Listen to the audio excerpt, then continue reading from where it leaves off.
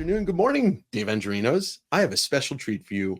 We have a returning guest. He is one half of the Cartoonist Kayfabe Heavyweight Tag Team Champions of the World, which is your favorite YouTube channel. He is one of the three Grand Design Horsemen, the Beast from the East, Mr. Hulk Grand Design, Octobriana 1975, Street Angel, and more. Jim Rugg. Hey, Dave. Great to be here. Yeah, it's great to have you back.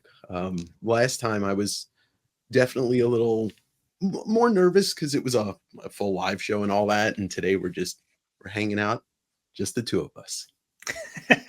That's great. Yeah. It's funny, the nervous stuff. I just got back I was in Maine and I went to Casablanca Comics, one of the great comic shops. And I had somebody come up who was a fan and he was saying like, "Oh, I apologize for fanboying. I'm a little bit nervous to meet you." And I was like, you realize like without you guys, we can't do this. Like we should be fanboying to you. So it's always funny, but I know what you mean. I get kind of butterflies whenever we do interviews on Cartoonist Kayfabe. It's always, a lot of, I hate to say anxiety, some of it's eagerness to talk to these people, but sometimes it's talking to somebody for the first time. And sometimes, quite frankly, it's talking to heroes of mine. So, yeah, it's kind of exciting. It's very energizing, in a lot of ways. And I think it just goes to show that you're really interested and you really care. Because if you weren't nervous and you weren't excited and you weren't anxious, then there's no feeling inside. It's true. And it would not be as fun without those emotions. Yeah. I mean, and for me, from my experience in talking to you is I feel like, you're my talk radio in the morning. You're my, I wouldn't say news, but you're the news of what I care about. And when I watch you and Ed, it's literally in the morning, first thing, coffee, breakfast, kayfabe. And should say, Dave, you are a King Kayfaber, so we often see you Thursdays whenever we record, or whatever day we record, usually Thursdays, but sometimes schedule gets moved around. The King Kayfabers, the high level of our Patreon, can join us for the record session, and we have some back and forth with you guys, and we've kind of gotten to know many of you because it is usually the same day, so often the same people are showing up.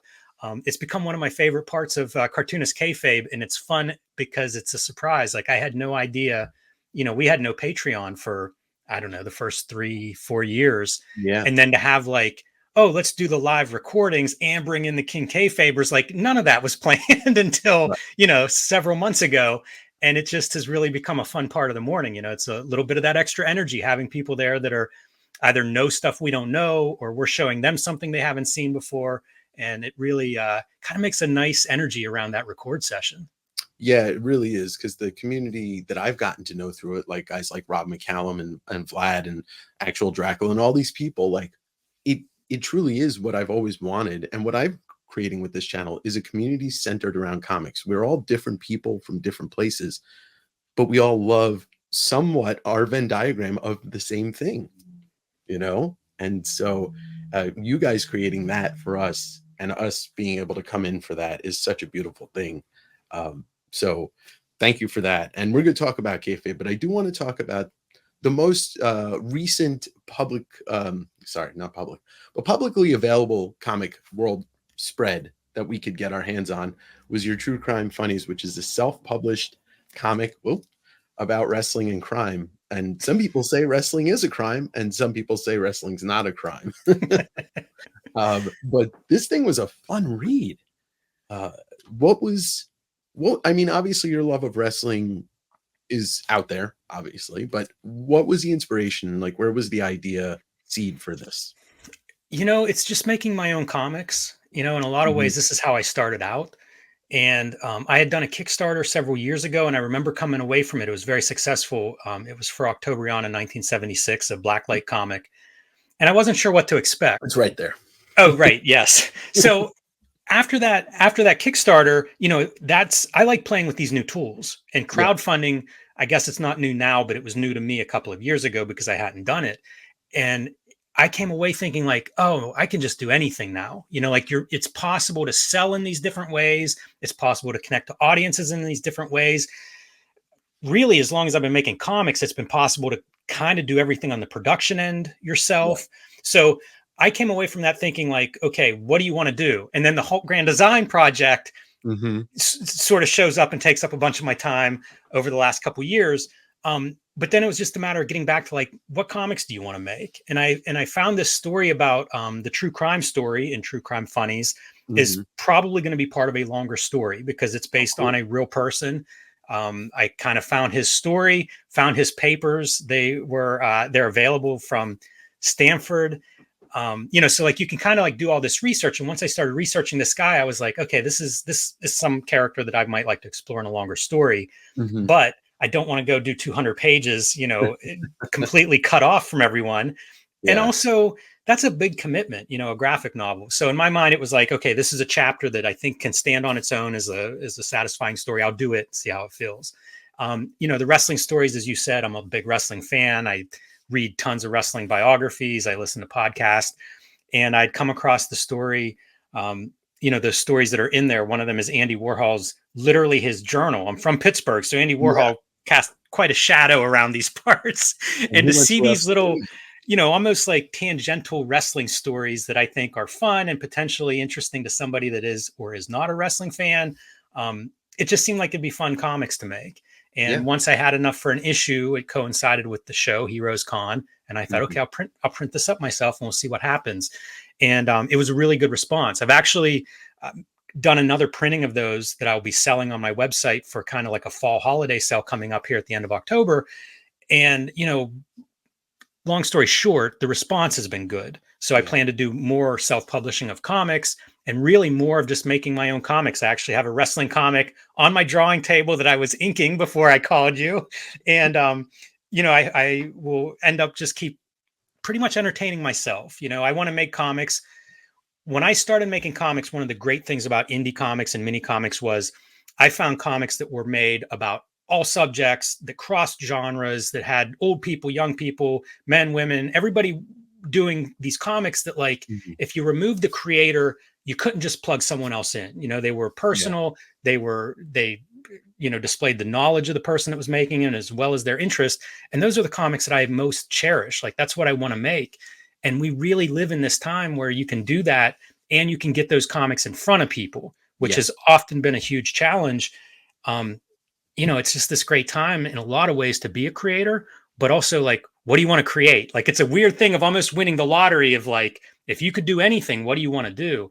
And, I'm just trying to enjoy making comics and sort of following my whim in that way. Well, you did the thing, you and Ed did the thing that most people don't realize was the smartest thing that anybody could ever do in comics making. You guys designed, but created a community and a place for people to come. And then you're like, hey, we also are comics creators. So why don't you check them out? And both of you, I think you more than Ed, your personality really shines through the books that you make. And I just read Aphrodisiac for the first time, and obviously, you know I'm getting your like inspiration is coming from black exploitation stuff in the 70s and maybe even Black Dynamite in the 90s, but your sense of humor shines right through it, and your the way that you put things together, that the fake ads, the fake comics that are in there, all this stuff. I'm just like, I feel like if you watch kayfabe and then you read your comics, you get even a greater feel for who you are as a creator all around. And one of the things I thought about True Crime Funnies that was really interesting, and I had to look up Kennedy, but you look like him. And then I'm looking at this and I'm reading the book again. And I'm like, wait, that's Jim. That's something a lot of us cartoonists are guilty of. Yeah. We are our own reference. Mhm. I don't know that it's Frank Gotch. Frank Yeah. Kennedy was his alias in that story. Mhm. But maybe the greatest professional wrestler of all time for That's anybody at right. home that hasn't read True Crime Funnies yet.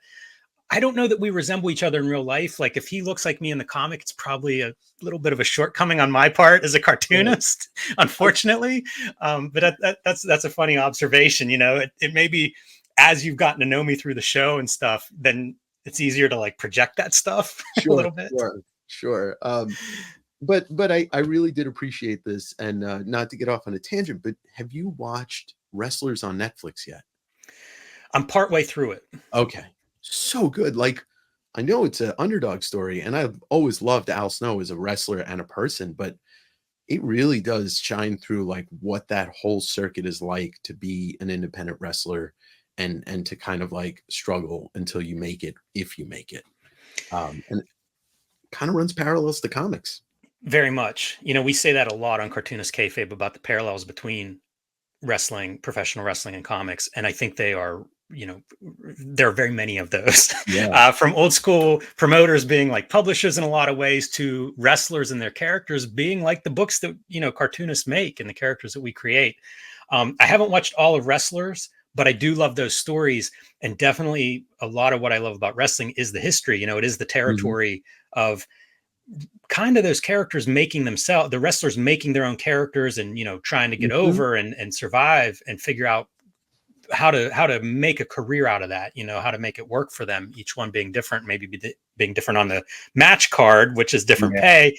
And a lot of that's gone away, so it is one of the things that I kind of like about wrestlers so far, is that it does feel a little bit like a territory. I mean, I don't know, it's hard to imagine a territory today. Yeah. Like, we just don't really have that anywhere. But it is kind of neat seeing an independent wrestling promotion like that, and you get some sense, I think, of that struggle for sure. Yeah, yeah, and they talk about how they're the last territory, you know, wrestling, and comics kinda is like that. I mean, Northwest is Gary Groff land, and, you know, Portland is Mike Richardson land, so it's interesting when you look at it like that. But the one other parallel, and I think this is also something that'll speak to you with wrestling, content creation.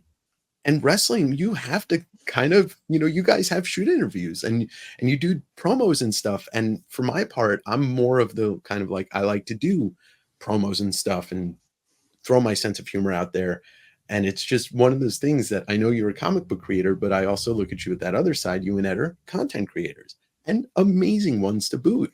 So there is a lot of, character in the content creation side of what you do as a promoter for your comics.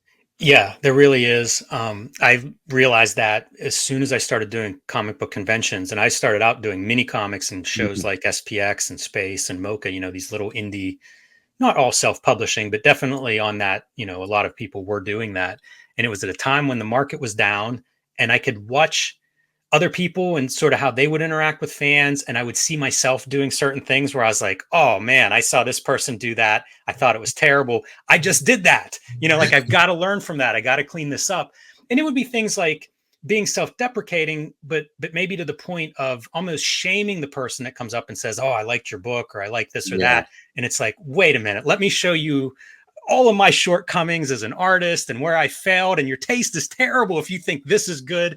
And yeah. like, literally, I would see, a lot of people of my generation, we had come up in the shadow of guys like Chris Ware and Dan Clowes, Mhm. especially if you were like on the alternative side of comics. Sure. And those guys were very self-deprecating if you read their interviews and stuff. And I can't speak to everybody at SPX, but I was reading that stuff to try to figure out, how did they do what they did.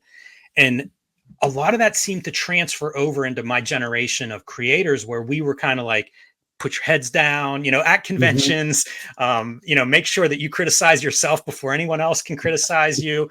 And I would watch the interactions where, like, someone would come up so excited to meet a cartoonist that they liked, they'd gotten their book and they were so excited to meet them and tell them how much the book meant. And then to see the creator kind of really, in a way, disparage that person. Yeah. I kind of, my takeaway was, what, if somebody comes up and says they like my book, my mouth is shut. That's a thank you at most. I am not going to try to talk them out of it. And it seems self-evident, that seems like pretty Yeah. simple strategy, but I would see it again and again for those first couple years when I was out on the convention circuit. And it really made an impression on me of like, that's just not the way to do this. If somebody like, and by the way, if somebody likes whatever comic, like, I try to Mhm. say this now and then on Cartoonist Kayfabe, is don't like change your opinion of the comic you like because I don't like it or whatever. Right. Nothing's perfect. That's the thing. Like, we could do this. We could talk about comics and just criticize, find something in every book that we could criticize. It's the Or same with movies. it's the same with life. Yeah. I mean, like, on a bigger scale, like, this really is how you can live your life. Like, you can always find something. Like, things just aren't perfect. But, Yeah. the flip side is there's a lot of good. Certainly I think comics have never been better in a lot of ways. So, if you want to enjoy them, like, I think there's a lot there to enjoy right now. There's so much, and there's something for everybody, and it kind of, right over my shoulder here where I'm pointing, Super Mag is one of the things you were talking about being personal. That last strip in the back page of you, feeling sad, going for a walk, saying hello to the ducks. Is that something, and I haven't read everything you've done because a lot of that stuff is no longer available. But is that something that you ever really focused on doing, kind of the personal day-to-day comics like that? Not really. I Yeah. did those. I had a lot of cartoonists I know will do journal comics, and Mhm. they don't necessarily even publish them. It's almost like an exercise. They might do them at Yeah. night, before they go to bed. And sometimes they do publish them. Like James Kacholka is a pretty good example, at least at or maybe around that time, where he was doing daily journal comics, Mhm. and so I would read a bunch of that stuff, and they can be very compelling, especially if you like, if you know the person, and it's like, Yeah. oh, Dustin Harbin, what's he up to? So, I was just doing a few journal comics, almost like seeing other people do it, and then try my hand at it. But it wasn't something that I kept doing, so I don't have like a regular amount of those. I haven't done one in many, many years. But I did do them. Probably the most serious I ever did them was I did a marathon many years ago Mhm. and did journal comics of all the training sessions. Wow. And I did it because like I started doing the training, and Mhm. it winter's gearing up, I'm training in Mm. Pittsburgh in the winter, hate running in the cold, and was Yeah. like, the only way I'm going to keep with this is if I like figure out some way to pressure, like I can't back out. And so I started doing them and posting them on social media. And then it Uh-huh. was like, oh, okay, I've announced this. I'm going to do this marathon. I'm going to do this training. And I went through it and didn't miss one day of training, and it worked out. The Wow. marathon was a really good experience, but the making of the comics was like maybe part of why that was a good experience. I got a lot of great feedback along the way. People seemed Mhm. into it, and they weren't daily, but it was probably 3 to 5 times a week, depending on the training schedule, and spread out over maybe 4 months or so. So that was probably the most serious journaling I've done. And it was fun. I would do like colored pencils, and, Mhm. they were done quickly. I'm sure none of Right. them were more than an hour. I would try to do them as soon as I got back from training or maybe right after a shower. So it was fresh in my mind. And Mhm. also, it wasn't my day. Like, that wasn't my main work. It was more of just like a little bit of the training is do the comic when you're done. So that was a really good experience in terms of making like journal comics. And I would recommend anybody, if they're starting out, or even if they've been making comics for a long time, like it can be a really interesting activity, and Okay. it can change what you're doing too. If you're doing it as like, hey, I'm going to do this for half an hour in the morning or at night, it's a different way to think about making comics too. If you're, more of a traditional, comics can be very rigorous in the way you Yeah. make them. And so if you can remove some of that, it's a chance for your brain to just look at that page differently and think about making comics a little differently. And it's good exercise in just any type of structure you wanna build, Yes. and I try to do that for myself with the everything I got my hands in, my sales, and I have an audio podcast and this, so it's a lot, but, you gotta just kinda keep with it, and then it just becomes easier. Speaking of Supermag, are you gonna have any available at the sale? I'm not sure. I'm down to about my last 10 or 12 copies. So I may offer a couple of them at a marked up price. I'm actually tonight, I said I have a to-do list on my Mhm. cell to get the cell launched. I'm actually getting books all together tonight to figure out Yeah. exactly what inventory I have for the cell. I did a sell earlier this year, and a lot of the stuff I have, it might be like small handmade things. So I might have 3 or 4 of them. So it's kind of Yeah. like gather up what I have, and then, first come, first serve. So I don't know whether I'm going to sell any of the super mags or not, but I might. I have, like I said, about 10 or so, and they're actually in a box in my house as opposed to the storage unit. So Yeah. I may let those go. We'll see. And I just want to remind everybody that's watching this, the sale has been, you will see this. The sale will be going on for about a day and a half. JimRugg.com. Yes. And you guys got to scoop some stuff up because I'm going to buy one of everything I don't have, just like I did in the last sale. Black and white. I'm looking forward to the black and white scene, the 1986 scene. Um, Anything else that I don't know. I got my copy of Rambo 3.5, which had me in stitches. I mean, like, I was dying when I read that, and I absolutely love that scene. That's awesome. I'm glad to hear it. That was a very fun one to make. And that one was, it wasn't a journal comic, but a lot of that was done in a sketchbook. I did that Mhm. after about a year of very busy other work, including Aphrodisiac, Mhm. the Guild. I think maybe One Model Nation was sprinkled in there. But I woke up like one Monday morning and had turned everything in and realized like I don't have a deadline at the moment. And the Rambo 3.5 idea was something that was like kind of floating around my head for a little while. And Mhm. I just basically went straight to the sketchbook and churned that out very quickly as like I'm free. What do I want to do? And that was the thing, it was kind of kicking around in my head and wanted to come out. Well, you killed it with that, and, if there are any available this weekend, I everybody that orders something should buy a Rambo 3.5. I think you also have it available digitally, right? Yes. Okay. Um, and speaking of funny things, and I wanna jump into this because Excellent. you've got a new Street Angel book coming out in, like, a month or s ish, Yeah, it'll be out in late November, I believe. and that's Princess of Poverty, which basically is everything that isn't in here that exists in Street Yes. Angel's universe. Um, so I reread this recently, uh, and surrealist humor. I think that's the best way to describe it. There are things that happen in this book and in the Street Angel stories that just come out of left field, or things that make me feel like I'm I'm playing a video game or something. Like there's like this trading card of the Whiskas the Tiger that comes out of nowhere. There's nothing else in this book that alludes to there being cats with trading cards. Um, so One of you my and proudest parts of that is that yeah, trading card is actual size. Like it's the way it appears in the book. And there yeah, are some other trading cards, but none with cats, as you mentioned. okay, But it's yeah, the actual size of trading cards because I feel like that has a value. Like we've all held trading cards and looked at them. And I feel hmm, like actual size is a weird thing that we can connect to, just yeah, almost like muscle memory or something. because we know what it feels like, right, to Yeah. hold it. So when it's actual size, you know exactly what this is immediately. You know it's a trading card, and um, yeah, surreal humor, out of nowhere humor. The only thing that I think, like, if somebody was asking me what Street Angel like, Scott Pilgrim's the only thing that comes to mind because you and O'Malley kind of feel like you have that sense of humor where like something doesn't exist and then all of a sudden it's there and it's never there again and nobody pays attention to it. It just is what it is. And Street Angel feels like that. One of my other things that I wanted to just comment on is that she fights gangs and drugs, but nepotism is mentioned in every story.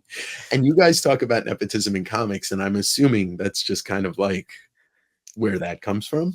It isn't. I had a No. day job that was founded by a very good businessman, and then his sons inherited the company, and Okay. that's where the nepotism or my axe to grind with nepotism came from. And it's a shame to say that because I had a good relationship with everybody involved there, and the company is still doing well, even though Mhm. I don't work for them anymore. But that's where the nepotism came from. It was almost like an in joke in Okay. some ways. But it's funny because like now I feel like nepotism is a bigger conversation topic Cool. than I remember it being 20 years ago. When we were putting that into Street Angel, and your comparison to Brian Lee O'Malley's Scott Pilgrim is a flattering one. I met him, I think the first volume of Scott Pilgrim came out and we met at SPX and he gave me a copy. And it was Mhm. shortly after Street Angel had come out. And I guess he liked Street Angel, Brian Lee O'Malley. And so he Yeah. came up and those shows were always sort of hectic. So it was kind of like, hi, nice to meet you, whatever. Throw the book into the box, take it home. And then when I Yeah. read it, fell in love with it, and got to know Brian then in the time after that, because like I would do TCAF and I Mhm. think he was maybe based in Toronto at the time. So he would debut some of the subsequent volumes at TCAF, and I bought artwork from him there. And yeah, Wow. that's a book that to me really stands out. Whenever that book came out, it really felt like this was something new. And I Yeah. think a lot of us had been circling anime and manga, video Mhm. games, all of these different things, but I don't think they had really been kind of put together in a way that worked and that also found an audience. And Scott Sure. Pilgrim did both of those things. Like it really brought in some outside influences, but then I Mhm. also think it really brought in some readers that were, if not new to comics, at least maybe open suddenly to Western comics.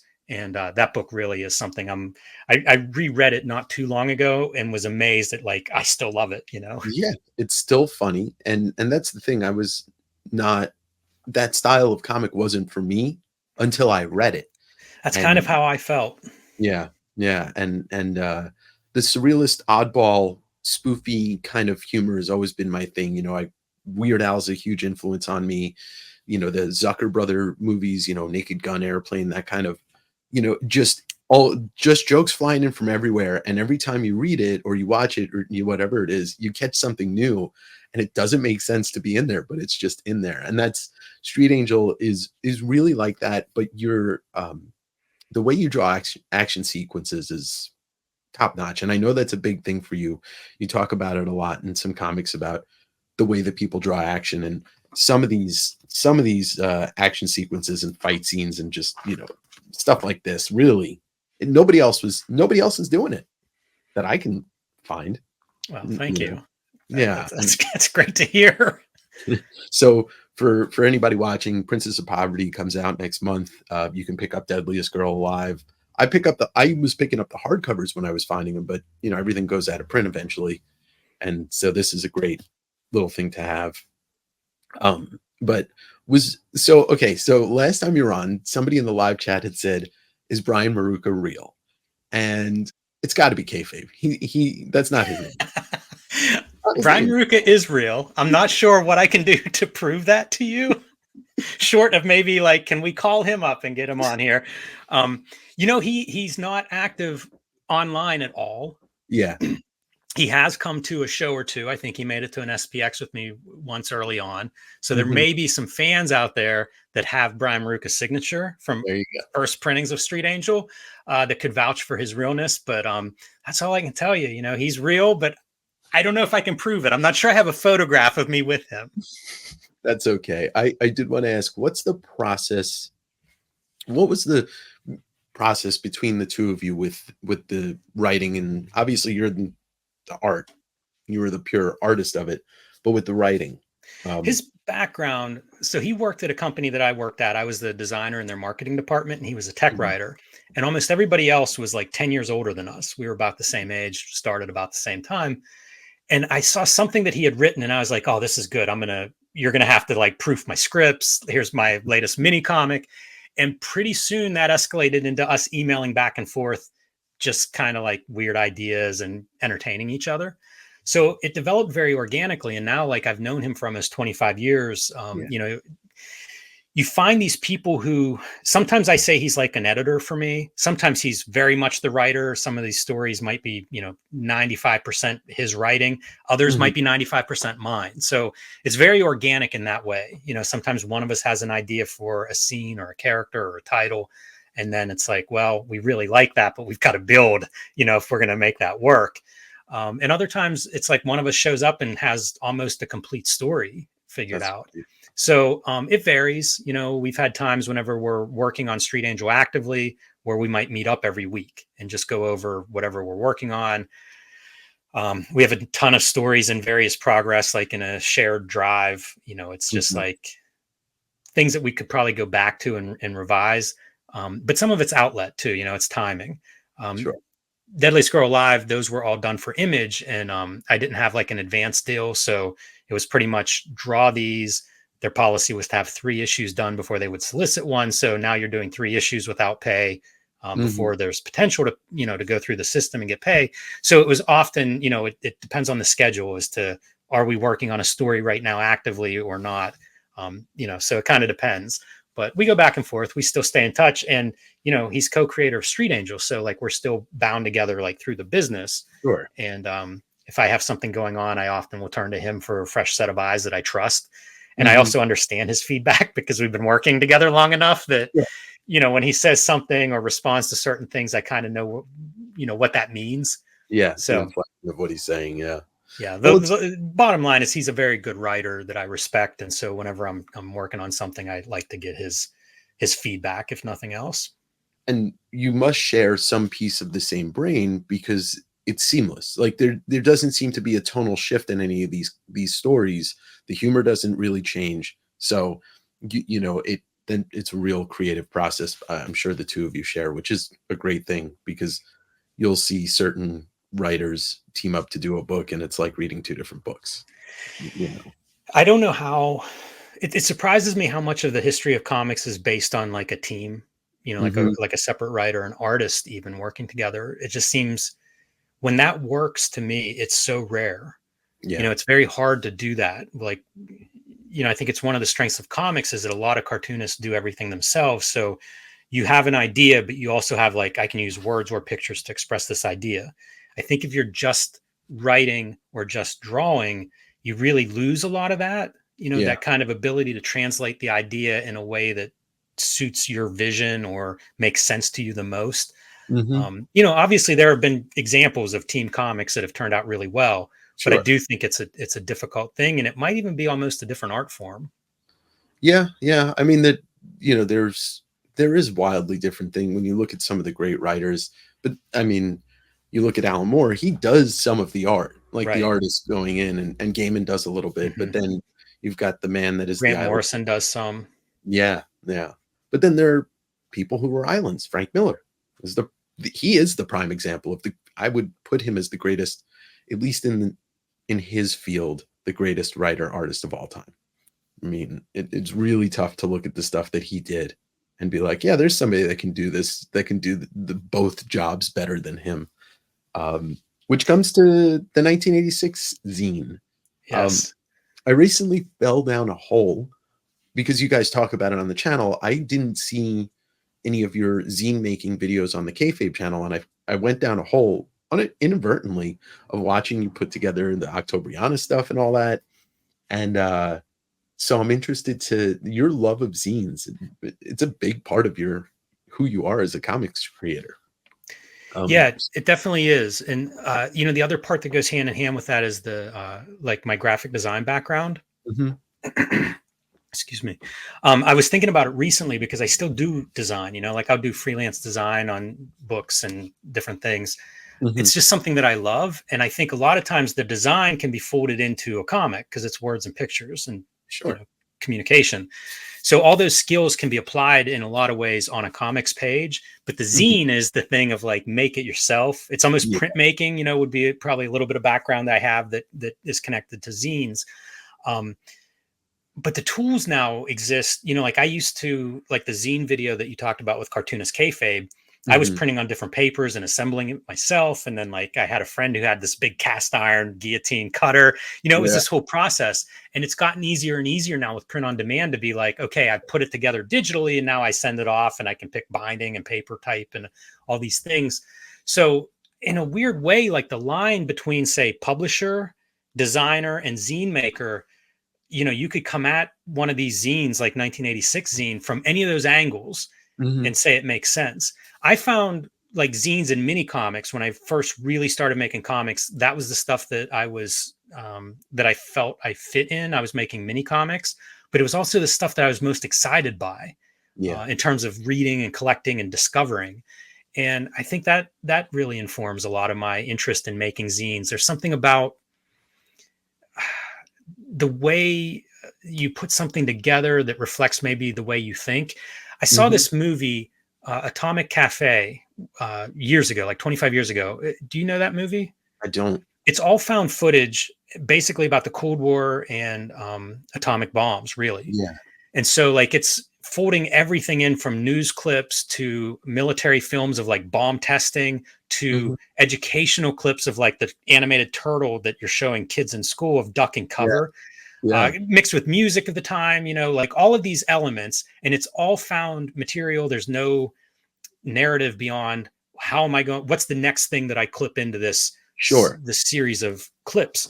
And zines in some way, like especially BW and 1986 are both that way. Like I'm not writing anything in those, I'm not drawing anything, it's all found material, but it's found material that I've looked at and studied and thought about, and it's affected me, and it means something to me. And I think it means something to comics history in the case of 1986. Oh, Well, maybe in both of them, but yeah. 1986 is this massive year in comics history for so Mhm, many reasons. And I had started working on it 4 or 5 years ago and then got busy with other stuff and came back to it. And it's good that I had a break, because I came back to it after I bought all the Amazing Heroes issues from 1986, and Yeah, yeah. got comics journals, and really like a lot more material to look at. And when I started going through it to like put the actual zine together, all these narratives emerged. You mentioned Frank Miller, a minute ago. That's probably the through line through Yeah. 1986, because Dark Knight starts in the spring, but DC is sending out press releases. I have the press release in 1986 for Dark Knight Returns, which is amazing on its own, but it worked. Like it gets featured in Rolling Stone magazine and Spin magazine. And it's almost like, I was joking with a friend of mine. I was like, it's like comics threw up the bat signal in the Yeah. real world, and people came to comic book stores and they People went found Dark nuts. Knight Returns, and people who had maybe liked this stuff as a kid or hadn't looked at comics in some time found something that was amazing. Um, Hmm. it's hard to quantify what Dark Knight Returns would be like in 1986. Comics were still for, 10-year-olds, maybe Yeah. something like that. And it was so sophisticated compared to that in every way. Production, the painted artwork from Lynn Varley on colors, Miller's, the look of it with the 16 panel grids, like it totally looked different than a comic, even though you could look at it and say, well, the word balloons, Batman, it's a Hmm. comic. It is, but it was also something different. And they were able to kind of harness that difference and sell it to the public at large. Sure. And so it went through several printings, that first issue. Then it gets like a kick, like there's blowback from, this is too violent, Yeah, like this is comics dark. aren't just for Not kids our anymore. Yeah. Yes. So, there's this narrative that unfolds throughout the year as Dark Knight comes through. They start talking about the collected editions, because by later in the year, it's like, this is such a giant hit. We're going to Mhm. sell this in bookstores. We're going to sell this to readers outside of comics. And it's this whole driving force. The other one that was really big is Art Spiegelman's Mouse. It's collected, Yes. the first volume, in 1986. And it kind of has the same accolades, but with a different group, with more of a literary historical type group. But those two books together, what they did was attracted media from outside of comics that suddenly starts looking around at comics. And that's whenever they discover, like, oh, look at Watchmen. It's like Mhm. superhero comics, but very sophisticated in the craft and the, structure.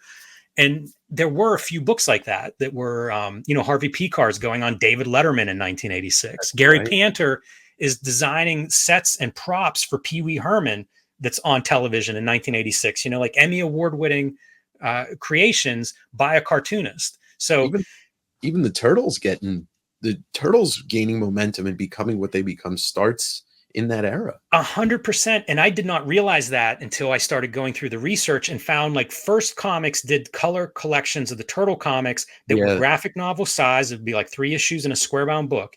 And I would Mhm. see those in bookstores when there were only, like, this many comics were in the bookstore on half a Yeah. shelf next to D&D.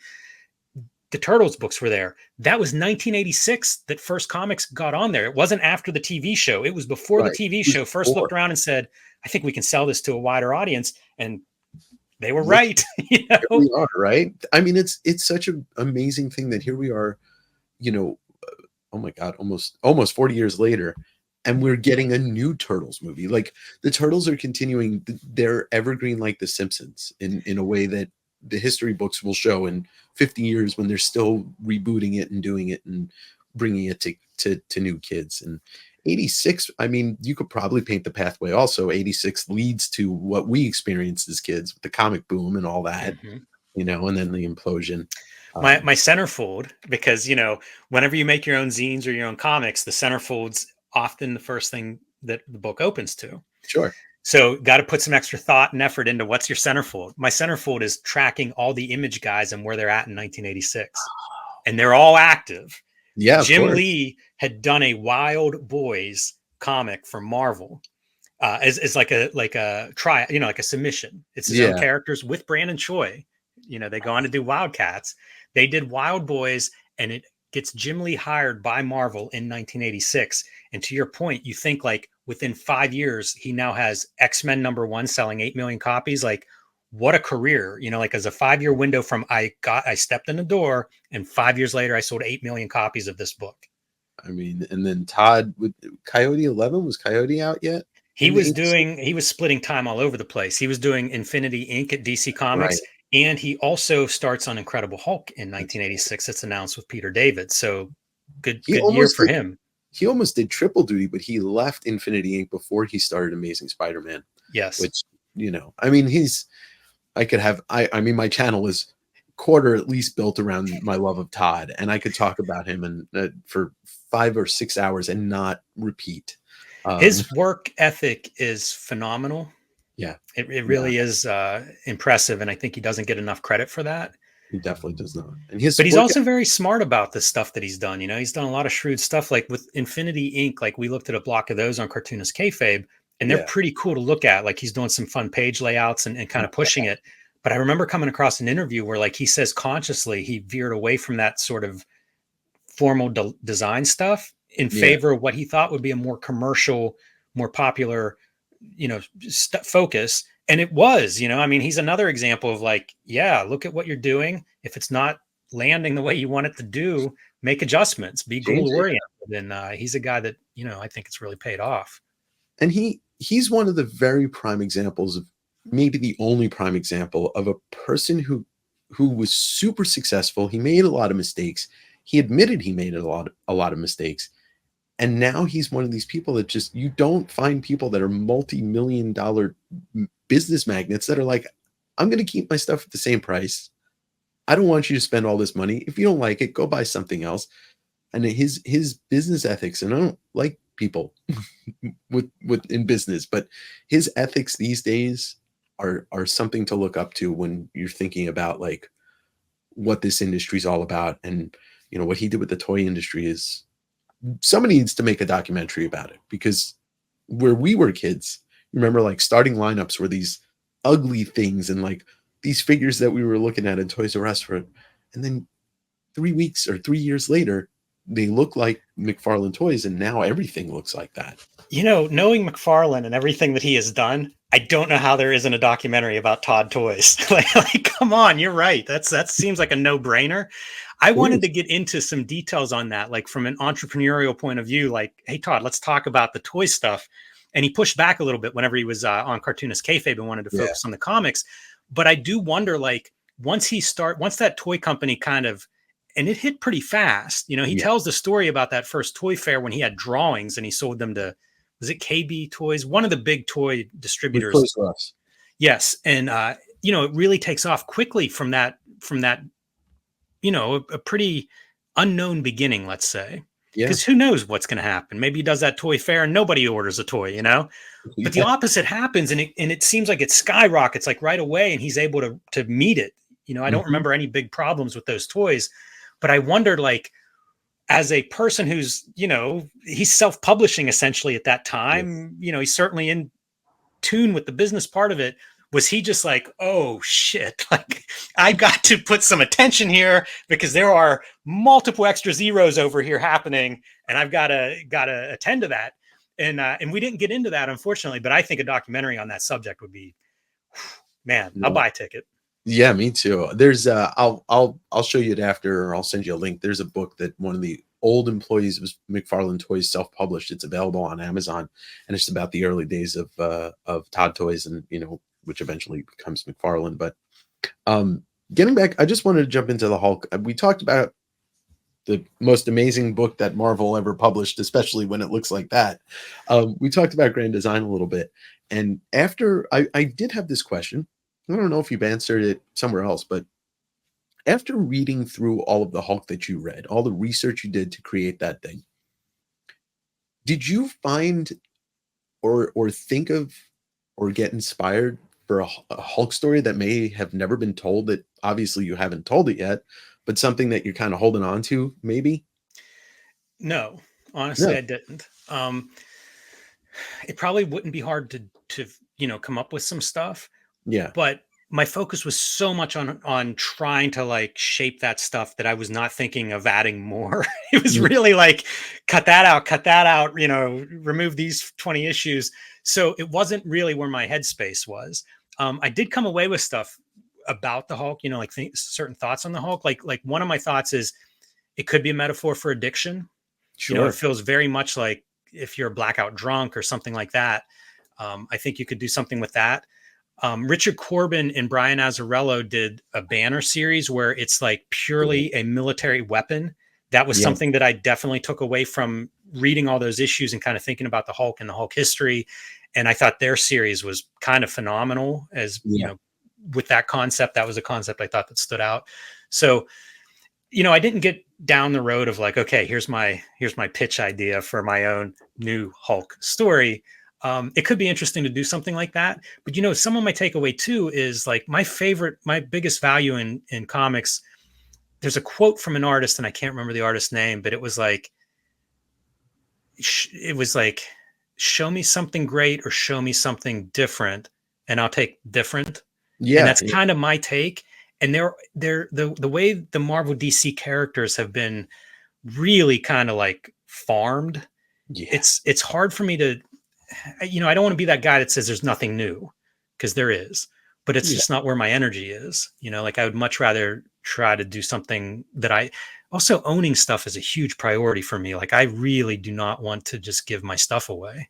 Of course, of course. I interviewed I interviewed Mark Wade in a couple months back on the channel, and he's one of those guys, like he has love for Superman and the heroes that he writes is all over his sleeves, but he talks about wanting to play in, sandboxes, and I get that, but at the end of the day, what history has shown us as, anybody that knows comics is like, yeah, the big two aren't going to take care of you when it comes to it. They're just not. You have to be like the most successful. You have to be like a kind of Mark Wade guy who writes 5 books and is, the Superman guy. There's a system there. He doesn't just write Mark Wade. He doesn't just write, 5 books or whatever. Like he writes stuff that a lot of it stays in print. Like Yeah, if you're going to do a Marvel DC kind of project, royalties are a way that you can take care of yourself. As sure. far as Marvel and DC not taking care of talent, yes, I agree with you. But also show me the company that does. It's not limited to comics, like exploitation of workers.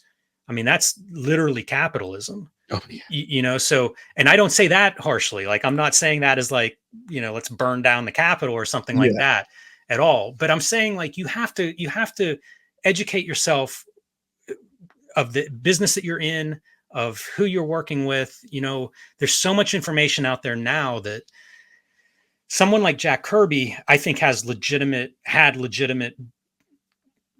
footing legally Yeah. to say, like I did not do a work for hire deal. Like Mhm. stuff was different then in terms of whatever maybe their oral agreement was, if they had one, but also copyright law was different then. Of But course. now, like, it's very clear what the deal is. I'm thrilled with my Hulk book. I had a great experience with Marvel working on it. Mhm. Happy with all of that interaction, but I went in there with eyes wide open. Like I knew I don't own this. You know, I knew the terms of the contract. So it was a good experience, but it's not the way I'm building, like I'm really building my life around that. So it's awesome to get to do a dream job of that sort, but I'm not aiming that direction. If I were, I'd probably be trying to write more series, things that you could launch and that would potentially stay in print and have multi volumes and all of these things. So, from that regard, I think it can be done. Like, I think you could go through Marvel and DC and do very well financially, creatively, if that's something you're interested in. It's just not necessarily where my interests are. So, Of course. Well, and I think as the viewing public, we see the last 20 years of Marvel and DC, and I think the thing that we all want to happen is Marv Wolfman deserves 12 checks. You know, all these guys that are responsible for creating the characters that you just made $1 billion on from the first weekend of your movie, you know, Ed Brubaker deserves 10 checks. Mark Miller deserves a portion of Marvel Studios. Like he did all right for himself. But I'll tell you this, I disagree with one part of that, and it's the word deserve. Like in a world where things are fair, yeah, maybe, or just or something like that, but that's just not the world we live in. And all these people sign contracts, and I don't think Marvel violated their contracts. So it really is a legal issue as to, like even the word deserve is something that would be a legally disputable word in this case. And I yeah, don't know that Marvel, violated any of their rights or the deals that they made. I know what you're saying, and I tend to agree with you, but that is this if you go down that road of like, what do people deserve based on some morality, I guess yours in this case, Yeah. I mean, the world falls apart That's inches from true. your door. You know, you might not even get out of your America studio falls door, apart. you know, before it starts. The equipment you're recording on probably violates some of this morality. So, you know, it's a difficult, slippery slope. And like I say, like the thing that I would tell everybody that wants to do a Spider-Man story or Batman story is go in with your eyes open. You know, read this stuff, read your contract. Get your lawyer to read your contract. And by the way, before you sign that contract, you can negotiate. You That's know, right. I changed some stuff with Hulk before I signed it. So, you know, you can make these deals be, you know, something that you can be happy with. But as far as deserve, like, No, I you're right. wish, I Yeah. wish. It's a moral thing. Yeah, you're right. And I like hearing creators talk about, and they talk about it more often about, I've got hosts of new characters that are sitting in my closet and they are not going to anybody but me. And that's really how it should be. Yes, and you know, there was a window when Marvel, I think, did pretty good deals, and I think DC might have too, and they still might. I don't know what their deals are at this point for like new creations, but I Mhm. always look at Deadpool with Rob Liefeld. You know, like there was definitely a window where it was like you get a little bit of, you know, percentage of what this character does. If it becomes a big character, you know, good for you. There was a window for that, and I've heard from DC creators who have gotten royalties and I don't know bonuses or something from like whenever a character they created is in a movie. So Mhm. that's great, and you know, get it in writing, Yeah. fight for that. But you know, I think I've said this on Cartoonist Kayfabe. I think if you're Marvel or DC, it would behoove you to incentivize creators to bring a new character into their universe. And you know, when we talk about incentives, like we're talking about 0.5%, you know, Yeah. like Drop maybe in the bucket. 1%. Yeah. You know, it's a very tiny number that would make it worthwhile. And if you're a creator, I think a lot of creators would take that deal, not just for the money, but also because like potentially Deadpool will outlive Rob Liefeld. Yes. You know, um, that's exciting for a creator. You know, we all grew up at some point loving these characters, the Hulk, Mhm. Superman, Wonder Woman. It's awesome to think like I could create something and it might go on for 50 years or 100 years. Yeah. So if you had a business that made sense, I think that people, you know, you could revitalize. Like a lot of times people complain about Marvel and DC kind of like just having 4,000 Jokers and, you know, all these characters that are just the same character over and over. Mm. It might help them too. You know, I would think that it could be mutually beneficial, but I mean, I guess these companies don't really do that, but Yeah, I mean, Marvel may turn into that because they're not doing too well right now when it comes to their box office. And the Keanu Reeves story is kind of like the one of the greatest examples of that. He took no money for The Matrix, and I think it was like 2 points. He made $400 million. So it works out. I don't think the Wachowskis were really upset at giving Keanu 2 points, and the studio wasn't, because the movie spawn more, and it is a cultural phenomenon and will probably live on well past all of us. right. And so smart smart businesses, there are ways to do smart business and take care of people. And speaking of kayfabe, you guys do such a really good job at kind of giving advice to creators, of all sorts, based on your experience. It's not law or anything you're not telling people, but like when Ed was talking about the advice he was giving Peach, about like, signing this or doing this and doing this. And like Peach she is their shining star right now. And if they lose her, there's going to be a huge dip in the very small amount of sales that they still have left. Yeah, it's interesting when somebody comes along and is like a noticeable like, oh yeah, this person has their wave goes up, you know, Yeah. whenever you pull out that cover or whatever.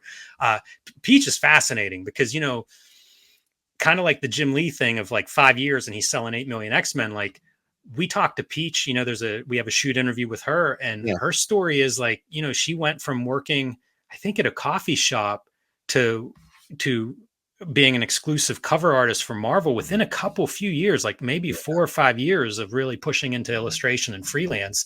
And it's remarkable. You know, her story is really phenomenal. In some ways, maybe not the one for aspiring creators to chase, but maybe it is the one to chase. You know, because Yeah. it's an incredible success story, and it's one of those stories. I like the ones where I look and I go, oh, that's person's super talented. Oh, they succeeded. Great. It's Yeah. almost like that merit-based system, which I don't know that the world really is. But in some cases, there are examples where it's like, yeah, the person who's very talented, worked hard, they achieve success. And I love those stories. And I think Peach is one of those.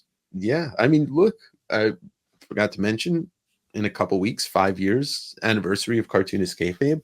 Look at what you guys have accomplished in just 5 years. I mean, you're nearing 100,000 subscribers.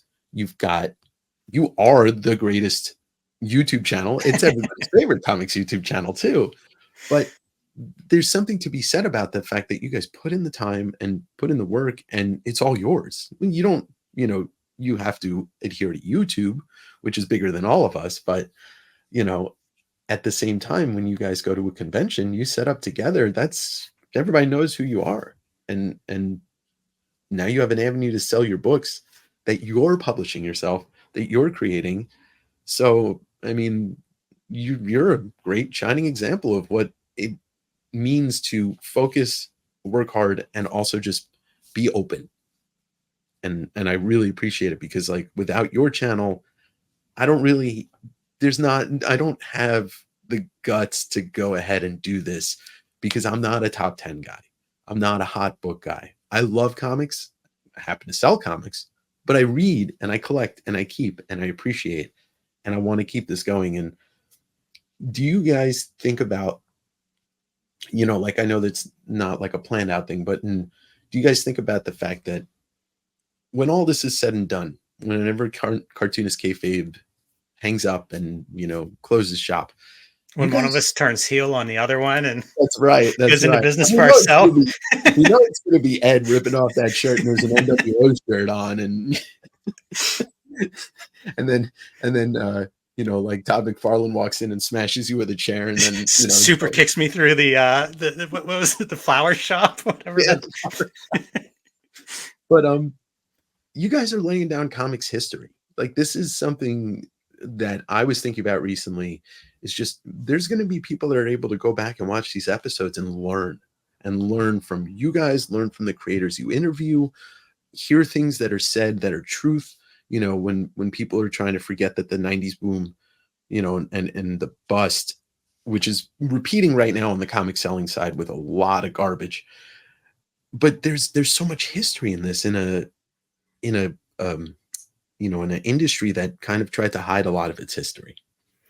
Yeah, there is. And, there's a long line of that because Yeah. before there was anything like Comics Journal or New York publishers, doing graphic novels, it was fandom. Fandom is who finds Carl Barks, and fandom is who like reprints Golden Age stuff. And, even Bill Blackbeard, who preserved like millions, I think, of documents of comic strips that are now at the Billy Ireland. It was fandom that like kept that history going. So it's awesome. I kind of think of us as part of that fandom. Sure. And this is the technology, like at one point it was ditto machines, and then photocopiers were this huge thing that was very liberating to like self-publishing and being able to like, I'm going to write about this artist that I like from, the Good Duck Artist or whatever. Yeah. You can kind of like trace all of these technologies. And I think that YouTube is just another one of those technologies. It's something that honestly, Ed and I did not talk about at all when we were putting this together. A lot of this stuff happened as like a happy accident or byproduct of just doing this. But at this point, I do think about the history, and Ed thinks about the history. And it's hard not to whenever you talk to guys who like we grew up reading, and now you talk to them and they're maybe in their 60s and they've got 40 years or so of comics making under their belt, plus the people that inspired them, so it's not hard to tap into that history part. And, we certainly aren't the only people doing that or the only format doing it, but it's something that I love. And it's something I think Ed loves, and it's something that I think is valuable. So it's cool that we get to do that. We often say, like, I'm not only, a member of Kayfabe, I'm the president or whatever. I'm the first one, so whenever we're talking to these guys and we're getting some real history on the record, I'm as excited as anybody. Like, we hang up on these interviews and we'll replay them to make sure that we've got a little bit. Did it record right? And it's almost like pinch me. I'm so excited by them. And it's something we talk about often whenever we wrap up an interview and we're like, okay, we got it, check everything. And, like there's a real sense of, yes, this stuff is valuable. Like we look at older footage whenever you get a little bit of footage of Jack Kirby or maybe an audio clip of Kirby. And it's like, man, I wish we had more, So much. more of these guys. In some cases, we have none of it. And, I know. we can preserve that now. Like we can get an interview with somebody who can, in their own words, tell their story.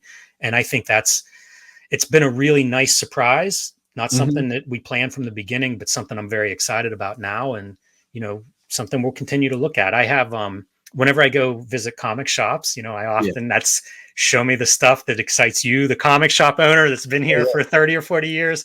And comic shop owners, I mean, the stuff that they show me, I got a really nice historical document that I'm going to be probably recording a video of this week. Sweet. So that'll be coming to the Kayfabers very soon, from my trip to Maine at Yeah. Casablanca Comics. But it's kind of like part of, I think, comic fandom, and not just us, but retailers that, if you're selling comics, you do it because you love comics. If you're making Yes. comics, you do it because you love comics. And I think we all have these kind of like interest in history.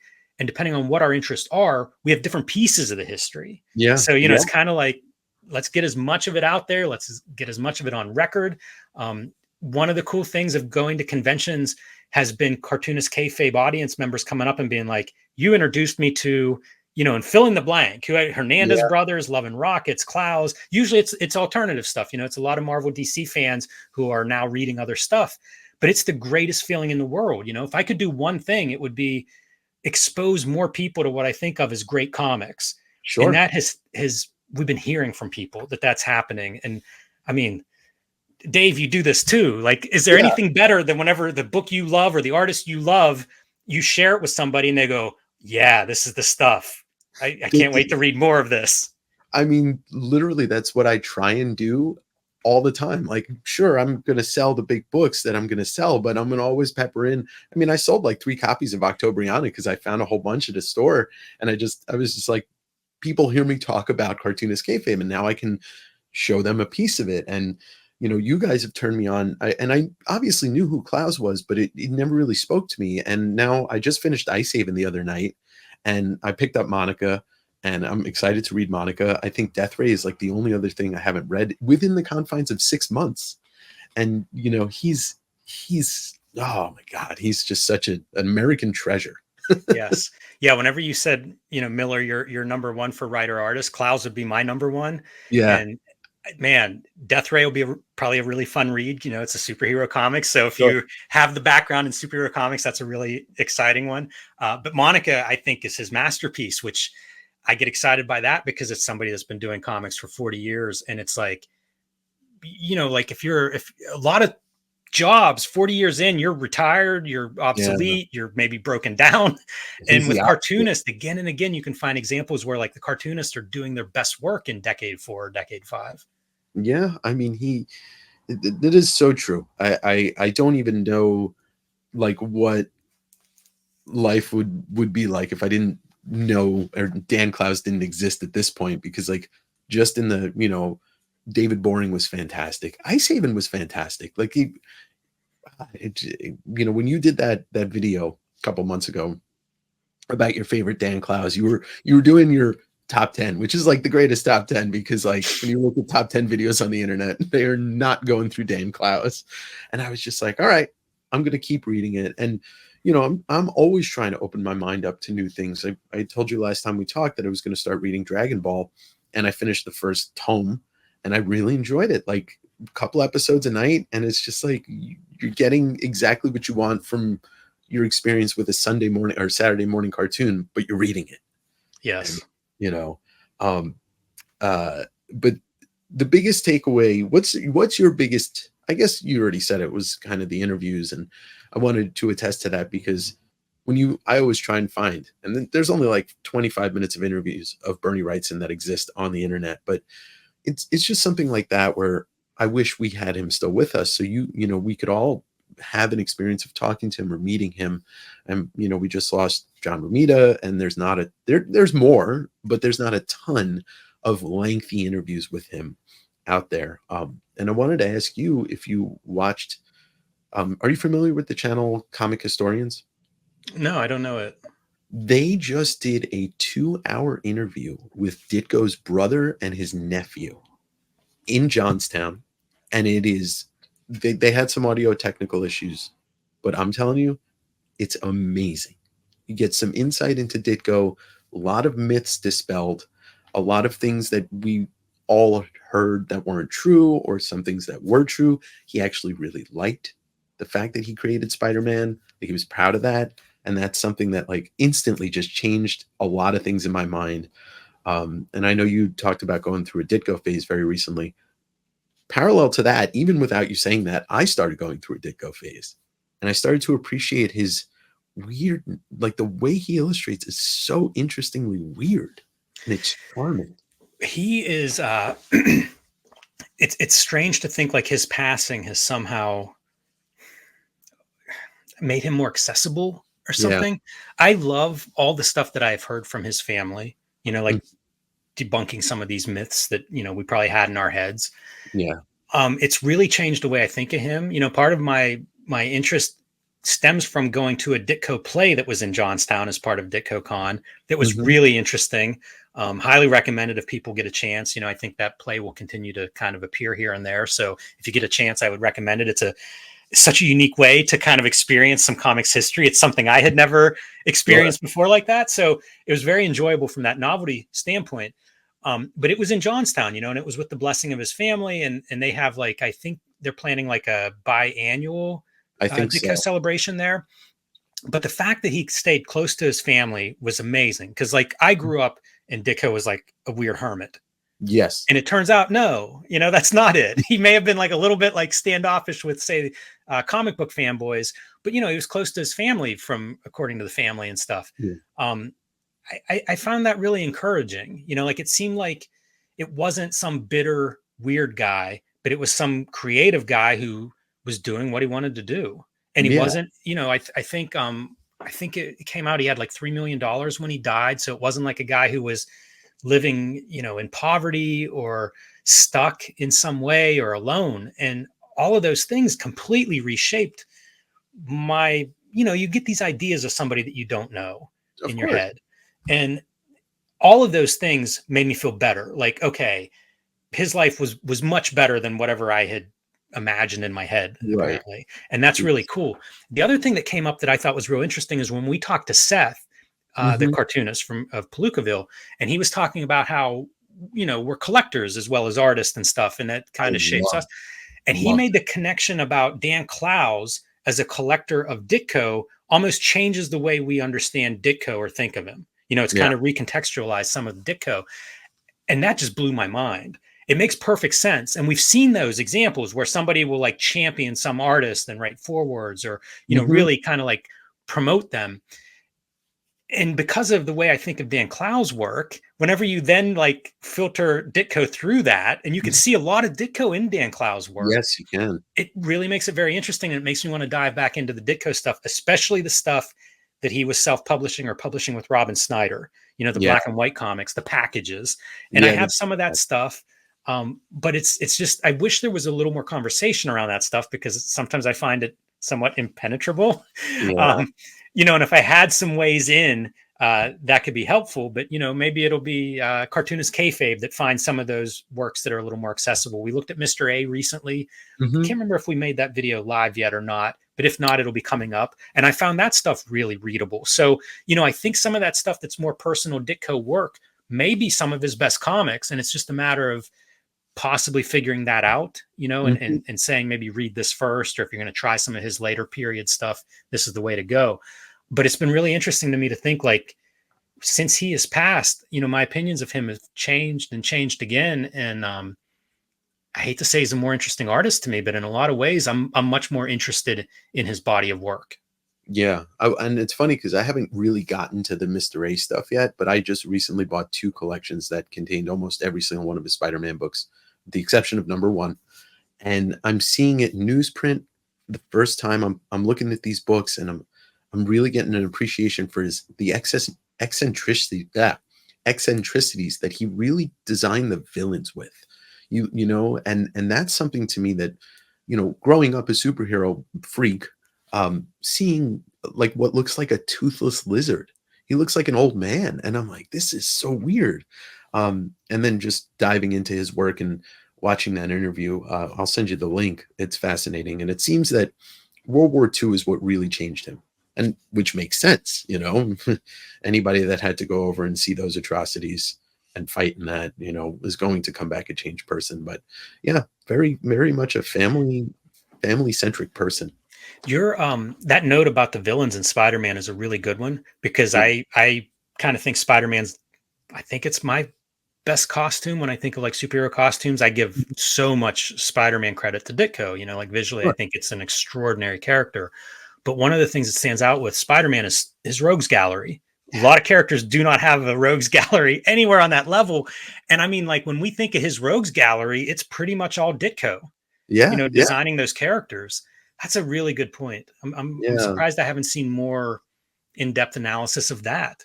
Yeah, and it's something that I may do because I did buy the Taschen Amazing Spider-Man, and you can get really close in on some of that stuff. But to own, and maybe briefly, but to own most of the Amazing Spider-Man run now is super treat. I'm gonna keep the first Mysterio and the ASM 50, the first Kingpin, because when it comes to Ramita, tell me there's a better cover because you're wrong. And I really liked what you said, and I want to say it was a couple months ago, but it was something that you'd said about covers and about how like they are really their own art form, and like we kind of like have this bias against buying books just based off the cover, collecting.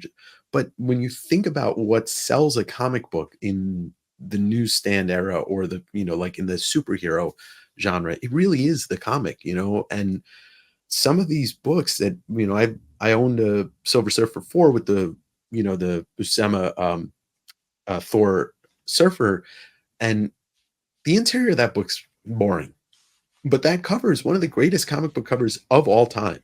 And even when you go into McFarlane, like I'm not a huge fan of Peter David's Hulk, but that 340, oh my god, it's a masterpiece of design. And Yes. so, I try not to be biased against myself when I'm like, I'm just owning this for the cover. you know? Yeah, and nothing wrong with that. People buy art for huge prices. So the idea that you're going to pay, 5, 10, 50 or $100 for a comic book based on I want the cover art, why not? Yeah. Yeah. If you can afford it and you love it, why not? I remember buying James Jean Batgirl covers, Oh and yeah. there's one where Batgirl has this guy like in an arm bar. And I mean, it's like pure wrestling glory. I think he's tatted up and stuff. It's amazing. And I bought that book 100% for that cover. Yeah. Is no ifs, ands, or buts. And why not? Like, who cares why you buy a comic? Yeah. Yeah. It's good for everybody if you buy it. So, like, let's not look Right. a gift horse in the mouth. Luckily, Fables was actually a great comic, and it was also 75 covers from James. An amazing feat. I know you got to go. I'm going to bring up one last thing. Sure. Speaking of covers, possibly the most interesting, talented comic book artist of all time. You had mentioned it recently. Are we going to put together a Bill Sienkiewicz zine? Okay. Let's lay out the idea that I have for this. Somebody should do this. Like Abrams, some big publisher should do it. I contend that Bill Sienkiewicz, one of the greatest illustrators to ever work in comics. Yes. And I mean that from like you can look at it from an illustration history perspective, and I think he ranks. Jack Davis, by the way, I think is maybe Mhm. the guy that you would argue over with those two. But Sienkiewicz, like legitimately one of the great illustrators that worked in comics, and he has this body of work where he was doing so many covers. And I think of the '80s, but I mean like he did covers in the '90s, and he still is doing covers Still doing today. them. Yeah. You combine that with the idea of like pop culturally, the Marvel DC catalog has like driven pop culture for the last 2 decades, just Yes. dominating, video games and movies and all of these spaces. A collection of Bill Sienkiewicz's covers, which feature a lot of these, like some of the biggest characters on Earth now. Yes. This is legitimately an art book. Like, why doesn't this exist with really good production values? And maybe you can't get the two primary sides Sure. to agree to let this happen, but the internet, we could do this. And the Yes. key would be files that are of printable resolution and Mhm. then just some master PDF somewhere. I propose putting them in chronological order. I think Yeah. that I do that with a In the lot of stuff. evolution.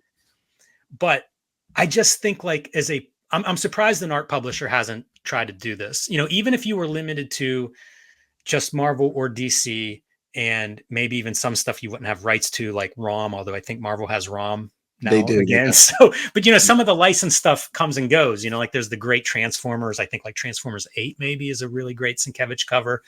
So you might have some limitations, but the flip side is like, I think he's drawn all of the big Marvel and DC characters and a lot of the small ones. It's been What everything. a book that would be. I collect his work. I have a short box and a half with no doubles.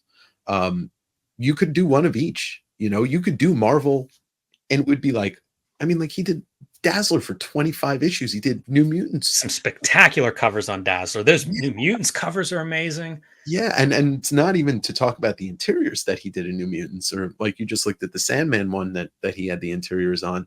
Uh, Poster behind you, the Elektra, the 8 issues or 12 issues or whatever it is. His work, I mean, he has to, at this point, have the biggest body of work in comics when it comes to number of issues that he has touched, whether it's cover, interior, pinup. Like, I got to imagine he's eclipsed Kirby at this point. If not, it's pretty close. I Yeah, although mean, now that you said that, it makes me want a Kirby collection of all of his covers because I love the covers with the logos. With the Kirby covers, it was often like the hyperbole and the big, yeah, cool lettering. low lots of Shakespearean kind of. I mean, that would be amazing. Part of the reason that I say this too is like I get PDFs. People will send me PDFs of things that like this is never going to exist in print. Yeah. But here's a whole bunch, here's 1,000 pages of Richard Corbin or Uh, Alex Toth or these things that sadly I just won't have the print version of.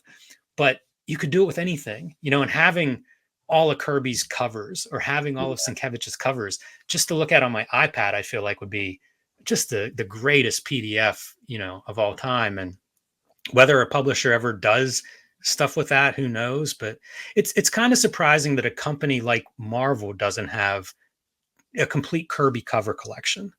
yeah, it is. Well, you know what? They did those oversized ones. They did, they've reprinted a lot of it, but yeah, it They is kind definitely of, have. They definitely have. It's funny to think like, oh, we could exploit Kirby more. yeah, Um, and that's the sad part about it. but you could, just because like that stuff is amazing and it looks different now than it did 20 years ago or Yeah. 40 years ago. Mhm. Like we change as an audience, and seeing that stuff now, I think it could be appreciated for the design parts of it, Mhm. certainly for the handcraft of it. Like Oh, yeah. nobody can do that stuff anymore. He And was a not hell just Kirby, of but also the lettering, like that whole package is completely unique. And it's a. like, let's celebrate it. Let the fans run the publishing arms. You guys go do your Disney bullshit. Let us decide what we want to buy, because then we get stuff like Hulk Grand Design and X-Men Grand Design and Fantastic Four Grand Design, and we get Okazaki doing Star Wars Visions and Peaches doing Star Wars Visions, and we get a Mark Silvestri modern Batman masterpiece. It's part of that. Like you mentioned the Matrix a little while ago, and Yeah. every time one of these kinds of projects shows up, it's sort of like, oh yeah, this isn't reality anymore. I'm in some weird nether region, where I'm being kept here because they keep tempting me with earthly delights in the form of these beautiful books. I know. I it's know. it's amazing. Like I must see. I'm not like a Wednesday new comics guy, Yeah. unfortunately. But whenever I try to get to comic shops, especially when I travel, I end up seeing more comic shops on vacation than I do Sure. like in my hometown. I'm always stunned by what is out because I can't keep up with everything that's coming out. Me neither. But a good comic shop, like I'll walk through and be like, I didn't know that existed. It's remarkable. And I get so many books now. What I need to do is run like an Instagram or something of just books that show up, because we get them from the mailbag. I get them Mhm. from friends. I get them from various publishers. Like I'll go away for 3 days and come back, and there'll be like this many pile of I'm books. guilty of adding to that pile. It's great though. It allows me to see a lot of stuff that I wouldn't know existed. And in terms of what publishers are putting out now, like the quality, it's just phenomenal. And Yeah. it's been in like a generation or something where it's gone from you were lucky if you had a good designer on a book to now like the good designers have become extraordinary. And the books that used to be like throwaway are now very, very good. And it's Yes. just overwhelming. I end up not buying as many books now because I literally can't read everything that comes through here. So it's got to be something where I'm like, if I visit a store, I feel like, okay, let's give them a little bit of money, and it's not hard to find something. But for the most part, like, I'm just not buying very much anymore because I can't keep up with what I see. But the flip Hmm. side is it's almost randomness has come back into my life in terms of what I see. And it blows my mind. I used to have this conversation with friends who educated me on comics, people that were a little bit older.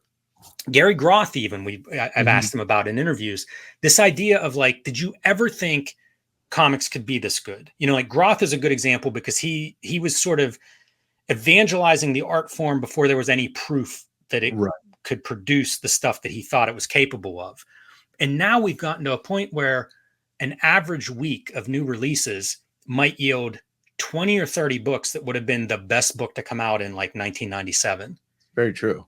And no one I talk to, none of these old salesmen or old advocates for comics, none of them predicted anything like this. It's astounding. And I think some of it has to do with we're all connected online now. So it used to be maybe there were 20 really good cartoonists, you could follow, we could all name, put our list down and we'd overlap. And now that number might be 20,000. That number might be 200,000, quite Yeah. frankly, of people that are making comics around the world and that you can kind of see, follow them, track them down. And it's such a different like world in that way. You Hmm. know, I grew up and it was conceivable you could buy all the Marvel books or all the Yes. DC books. Every week you could. Now, I mean, it's it's impossible. Nobody Yeah. could do that. No one could keep up with it. Like I've known retailers who are like, I read every book that comes through here. Not anymore, they don't. It Yeah. can't be done now. So that's weird. It's hard to process that in a way. And I think that some of the negativity that like I'll see fandom exhibit towards comics is reflective of that change because it used to be this like safe retreat where like I know all the little asterisk footnotes, and Web of Yeah. Spider-Man. I know what they all mean. I could write those. I know it Yep. all.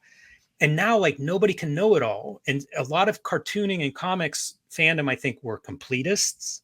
And I- if you're a completist now, your head might break. It's very Know? true. And I Well, think people struggle with that. but the shift in that, and I think what the shift in that really did for somebody like me and a lot of people that read and collect like me is now we know the writers and the artists that we like, and we just buy their work. So, you could go out and just buy Zdarsky's 6 books that he's doing, or you could, go out and buy the stuff that's coming out of, Miller World. But yeah, to try and keep up with what's going on with the characters, it's not worth it because there's no, I mean, that's the biggest problem I have with comics. There's no respect for the reader anymore in the mainstream comics. That is devoid of independent. Like, I even think Image and Dark Horse have respect for their writers, for their readers, I should say.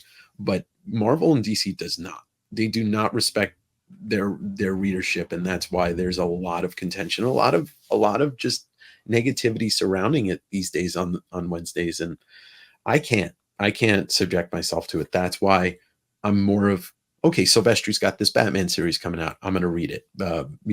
Okazaki did the Star Wars Visions. I'm hearing all these things about it. I'm going to read this book. It's one of the best comic books I've read in a long time. And there was Tradmore's got something coming out. I'm going to read that. You can follow Kirkman, you can follow these guys, but to try and follow the weekly grind, it'll turn more people off to comics and turn more people on. Yeah, I do wonder what the future of that is. Yeah. Because everything you said makes sense just now. If Yeah. you were, I often would compare it to like, if you read books, like if you, I love to, my wife reads, 50 books a year or something, Mhm. loves to read, does not approach it in any way that's similar to the way comic people that I know approach comics. And I Yeah. often wonder, like, is there some transition where we become more of, I like to read comics, but I'm not following a publisher. That's ludicrous. They publish all types of books. So, Yeah. I'm following like if you love reading, maybe you love Stephen King or you have that favorite author that you follow. And I don't think we're there yet, but maybe that is the future of comics. I really don't know. I saw like you mentioned Miller World, and Mark Miller of Mhm. Miller World writes about this stuff or talks about it on his podcast. I think I see it in newsletters or social media posts. But he was saying that, obviously the American comics market has made mistakes, like it's not in a good place in a lot of ways financially. So things have gone wrong or whatever.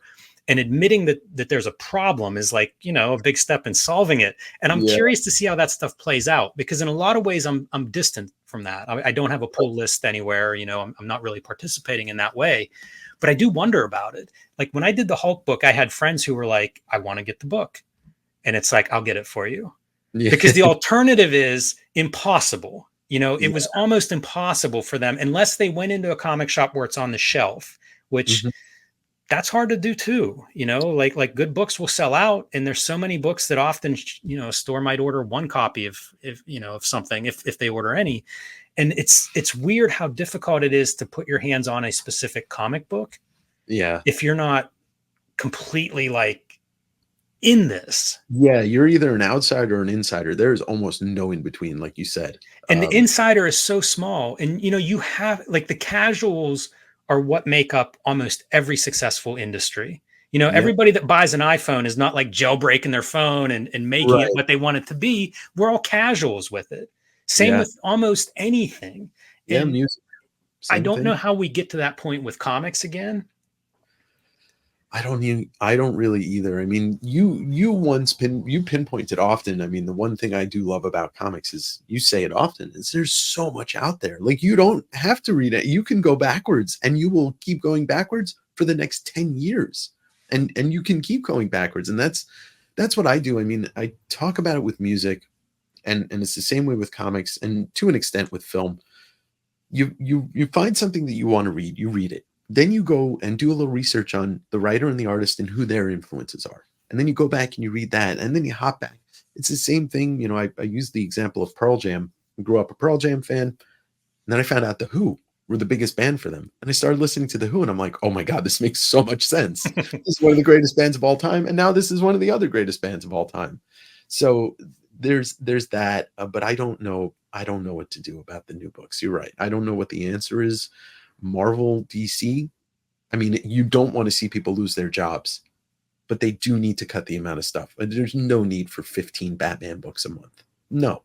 The There's not comic enough book story. format is a really strange format. It doesn't make sense, I don't think, for what Marvel and DC publish. Yeah. But it is a lot of jobs, and people aren't in the business of showing up to work and saying, guess what? I think that it'd be better if we didn't publish these. So I guess that's my resignation.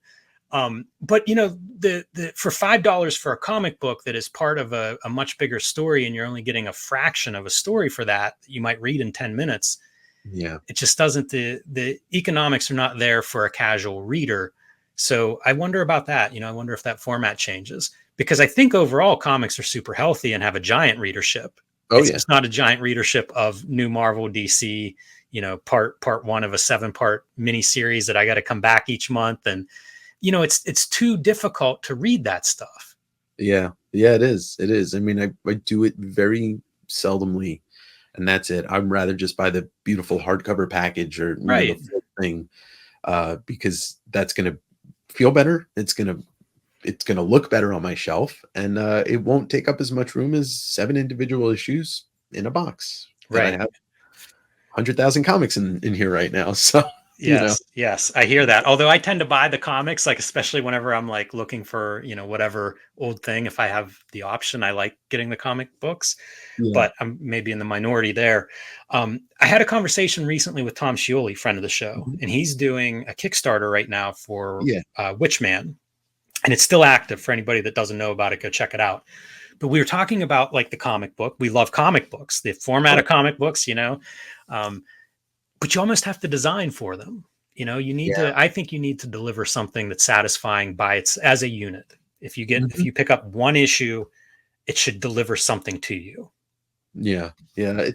It's very hard for me to get that same joy out of a comic that was produced in the last 15 years than anything that was produced from 40 to 89, 90, because I miss the ads. I miss the full feel of a comic. Like I hate ads in general on TV and I don't want, but in a comic, give them to me.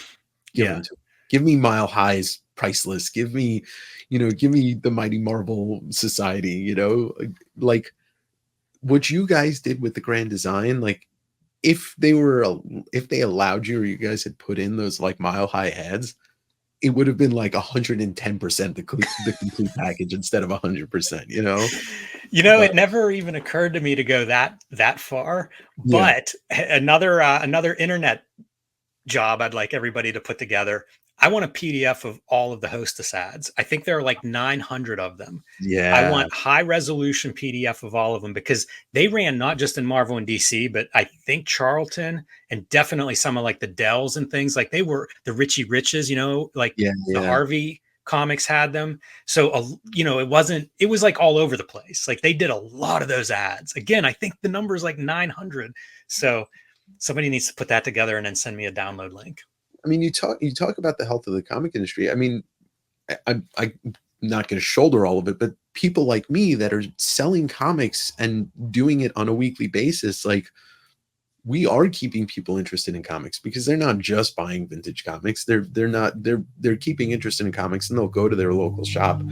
I actually just made a video talking about my favorite shops that I've been to in the world.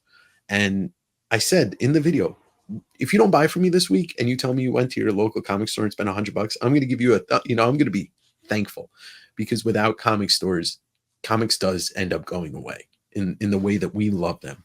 So, there's so much to be said, and I don't know, what else I can do besides what I'm doing. But as my audience grows, you know, um, that's all I can hope for is to help people, creators, stores, whatever it is, get more people looking at their work or shopping at their store because I know what I do. I'm going to be fine. I'm going to be fine. I'm able to move around in this space, and I don't own a shop.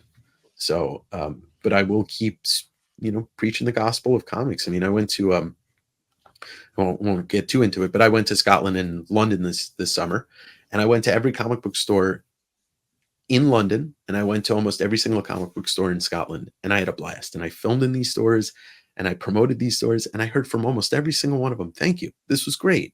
And then a couple of the customers that shop at those stores watched those videos, and I heard from the owner of Forbidden Planet or the comic guy in Forbidden Planet in Glasgow thanking me for doing that. Like, I have the voice to do that. You have the voice to promote comics. Like, we're doing what we can, and hopefully this stays around for as long as it possibly can and very healthily. Yeah, the comic shops definitely are something I worry about. I Yeah, mentioned Casablanca, that store in Portland, Maine, and it's a beautiful, amazing store, but yeah, it's in a space that was a video store, and I loved video stores. And yeah. whenever he told me that, it was like that sends the chill down my spine. You know what I mean? The last thing I'd want to do is compare comic book shops to video stores, but like they are something that I spent so many hours in video stores as a kid, Me and that too. they're gone is just it kind of hurts me. And Yeah, man, I hope that never happens to comic shops. But you're exactly right, Dave. Like this is Neil Gaiman gave that commencement speech a couple years ago of make good art, and yeah, it's like that's the best advice that I can think of for everything. Again, like don't just apply it to comics, apply it to life. yeah, yeah. But promote the stuff you like. Share Oh, that stuff. Like you found it because somebody probably put it in front of you. So pass it on, play it forward or whatever, and put that stuff you love in front of somebody.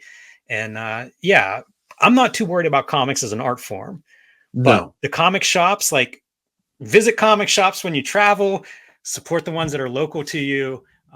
yeah, Those are special places, and they yeah. definitely introduce this stuff and keep it going. And I don't care how much like walk into a comic shop, and chances are you can learn a little bit from the person behind that counter. I'm learning every day from all of the things I do, and I never want to stop learning because then it'll just be stale and boring. And I think I'll turn into somebody that's like, I know everything about comics. No, I don't. I don't. Yeah, I'm out whenever I think I know it all. It would be Um, boring.